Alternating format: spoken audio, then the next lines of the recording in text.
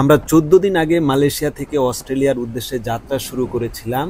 এখন আমরা অস্ট্রেলিয়ার প্রায় কাছাকাছি। এই যে জুম করলে আমরা অস্ট্রেলিয়ার ল্যান্ড দেখতে পাচ্ছি।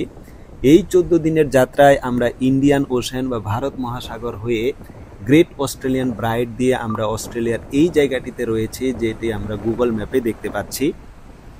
এই সমুদ্র যাত্রায় প্রথম 10 দিনে সাগর অনেকটাই শান্ত ছিল এবং অস্ট্রেলিয়া ঢোকার 4-5 দিন আগে থেকে আমাদেরকে পূর্বাভাস দেওয়া হয়েছিল সেখানে প্রচণ্ড ঠান্ডা এবং সাগর অনেকটাই উত্তাল, আমরা যেন সেভাবে প্রিপারেশন নিয়ে থাকি।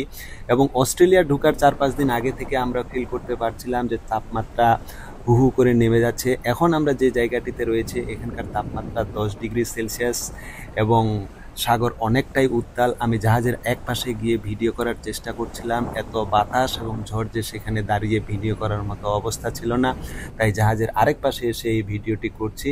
এবং জাহাজের অ্যাকোমোডেশনের কারণে এখানে আমি সেভাবে বাতাসটা ফিল করতে পারছি না। আর সমুদ্র জীবনে ঝড়, উত্তাল সমুদ্র, প্রচণ্ড বাতাস, এগুলোতে নাবিকদের ভয়ের কিছু নেই। বাইরের সমুদ্র এত উত্তাল এবং ঠান্ডা হলেও জাহাজের ভিতরে সেভাবে বোঝার কোনো উপায় নেই। আর জাহাজগুলোকে এভাবেই বানানো হয়েছে সমুদ্রের ঝড়, উত্তাল সমুদ্র এগুলোর সাথে এগিয়েই তারা সামনে যাবে। আর কথা হচ্ছে সমুদ্রে বিচরণশীল এই পাহাড়সম নৌযানসমূহ একমাত্র আল্লাহরই নিদর্শন। আমরা যদি ঝড়ের অ্যাকচুয়াল সাউন্ডটা শুনি তাহলে কেমন হবে শুনুন।